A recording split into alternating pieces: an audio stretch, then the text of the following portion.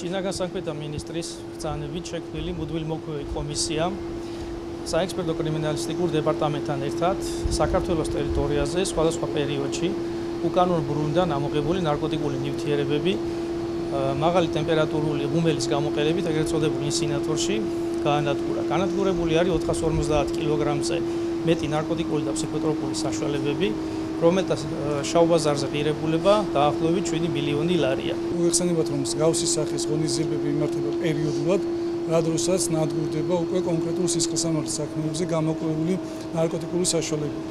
ასევე მინდა აღვნიშნო, რომ ნარკოტიკების წინააღმდეგ და ნარკორეალიზატორების წინააღმდეგ ბრძოლა ჩვენთვის წარმოადგენს მთავარ პრიორიტეტს.